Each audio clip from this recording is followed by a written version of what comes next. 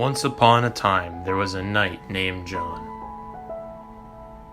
He was a strong knight and looked up to the skies for inspiration and guidance. He traveled many a distances, saw many a valleys, but unfortunately, he'd never faced a foe as strong as this.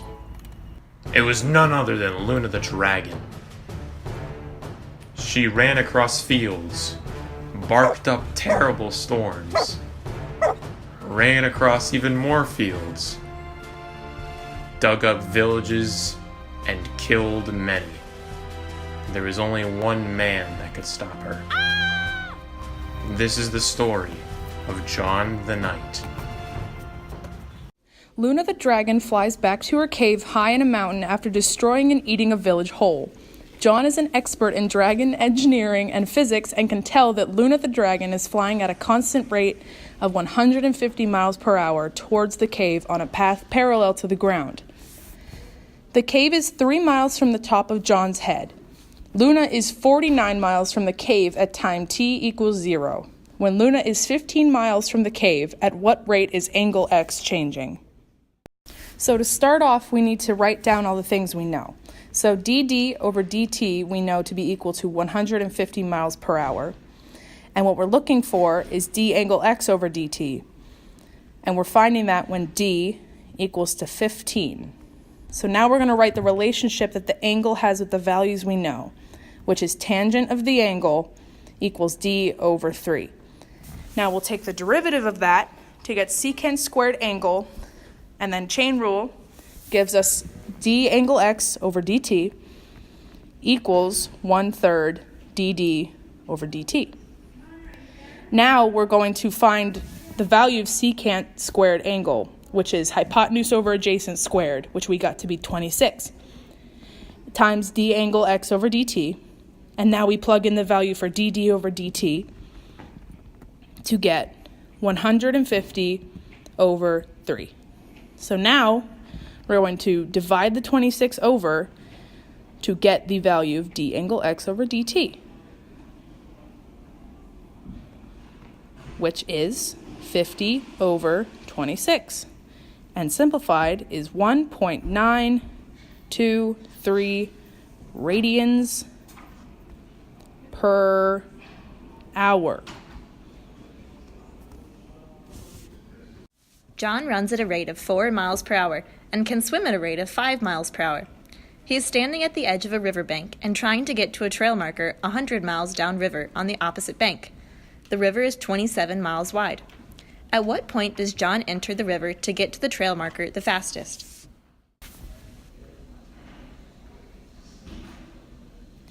So first off, we're going to write down our rates. The rate at which John runs was 4 miles per hour, and the rate at which John swims was 5 miles per hour. We also set up our picture. So that the distance from the trail marker to where John enters the river is going to be x. So the distance that John has to run is 100 minus x. And the distance that John has to swim, we use the Pythagorean theorem to figure out that it's the square root of 27 squared plus x squared. So this f of x represents the distance that John has to travel. So first we're going to set up our picture. We set x as the distance from where John enters the river to the point opposite on the bank, opposite from the trail marker. Therefore, John has to run a distance of 100 minus x. We use the Pythagorean theorem to figure out that the distance that John has to swim is the square root of 27 squared plus x squared. Now we can set up our rates. The rate that John has to run is 4 miles per hour, and the rate that John has to swim is 5 miles per hour. So we can set f of x equal to 100 minus x plus the square root of 27 squared plus x squared, and this will represent the distance that John has to travel to get to the trail marker. To figure out the time he has to get to the trail marker, we can input the rates of the rate that he has to run and the rate that John can swim. Next, we can simplify it some to help us do our calculations, and then take the derivative to help us figure out the rate at which John's time is changing.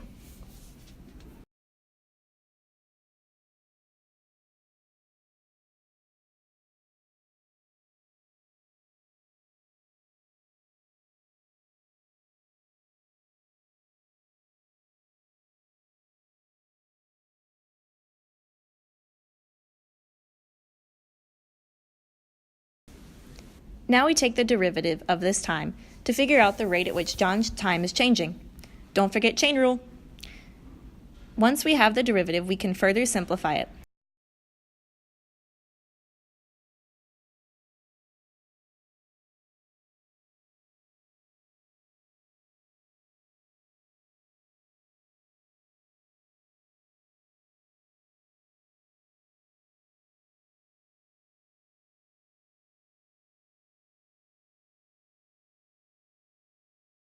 We want to figure out where the derivative is 0 so that we can find the minimum time John has to travel to the trail marker.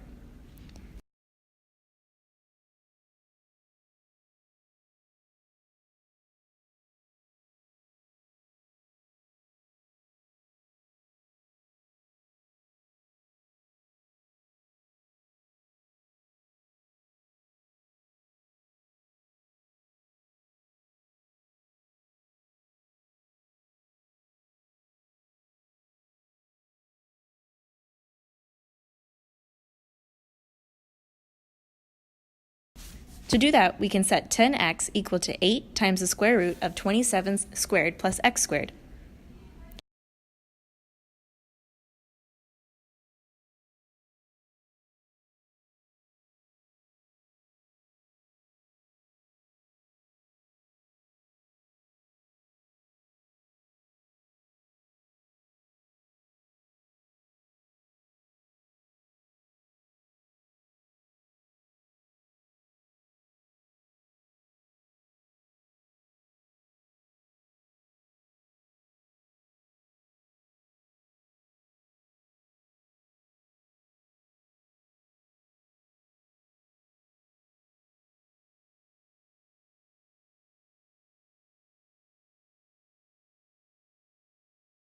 After further simplification, we get down to x squared equals 1,296.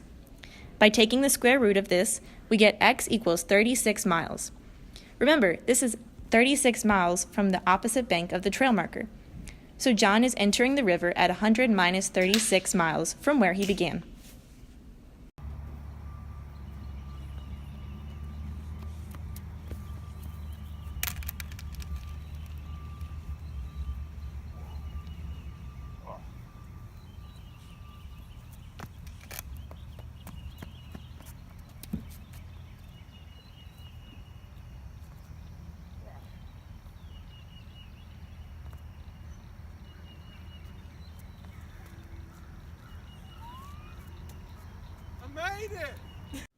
I am currently roasting in fire.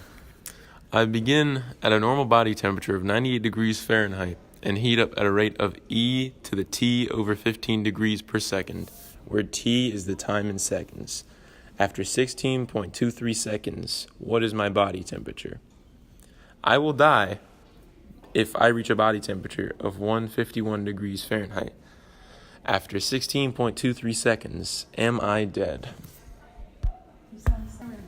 Please save me. So we're given the function f of t.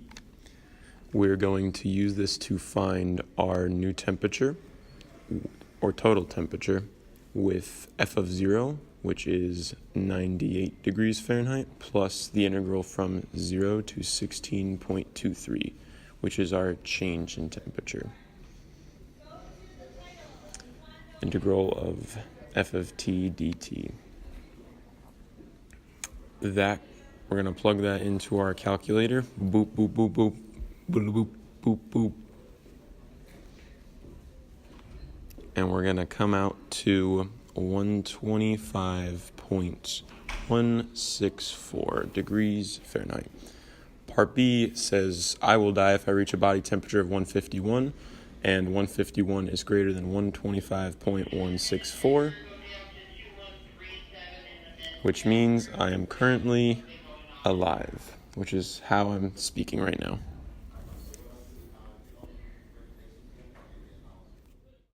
Exactly. Good? Perfect. I'm not dead. John must now slay the dragon, but is anti-violence and decides to cast a sleep spell on the dragon instead of killing it. He begins by tapping at an acceleration at the rate a of t equals 14t squared plus 9t plus 7. If John finishes his spell after 4 seconds, how many taps were in John's spell?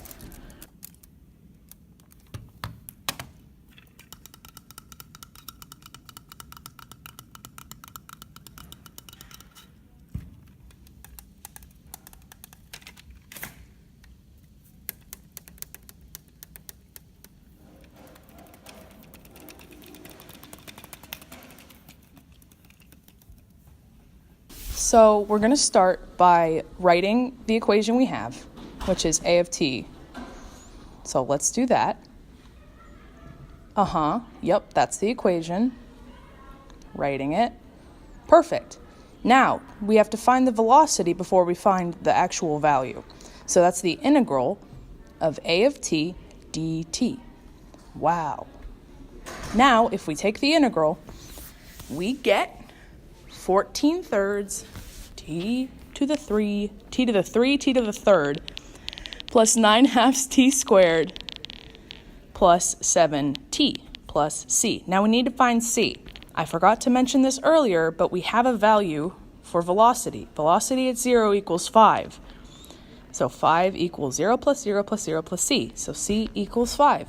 Wow! Now I'm going to write that so we don't forget it, but we forgot to say it earlier. It's all right. Yep. V of 0 equals 5. Now, we have to find position, or in this case, just the number of taps. So that's the integral of v of t, dt. And when we do that, we get 14 over 12 t to the fourth plus 9 6 t to the third plus 7 halves t squared, there we go, plus 5t plus c. We also at the beginning of the problem knew that x of 0 equals 10. X of 0 equals 10. There we go. Perfect. So now we can solve for c. So x of 0, gotta erase that with my finger. I guess I'm just gonna write it in because we know how to do basic math. Interesting choice. So now we're going to solve for the amount of taps he has made after 4 seconds. So x of 4 equals 481 taps. Nighty-night, dragon. To celebrate my epic victory over the dragon, I settled down with some Bojangles I conveniently bought earlier and solved this nice differential equation.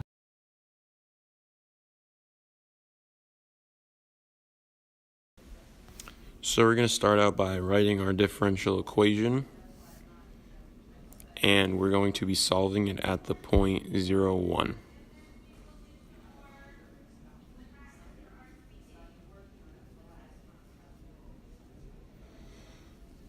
So, as in all separable differential equations, what we're going to do is separate the y's and the x's.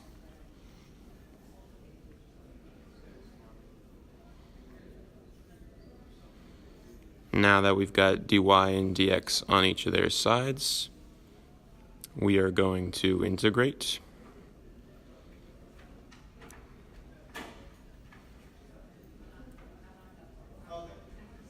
So the integral of the left side comes out to 33 ln absolute value of y equals the integral of the right side, which is 2x plus 24.2x plus c. Now we're going to solve for c by plugging in 1 for all, or 0 for all our x values, which gives us c equals 0, which will make this problem a little nicer. So we'll have 33 ln absolute value of y equals 2x plus 24.2. We're going to divide by 33.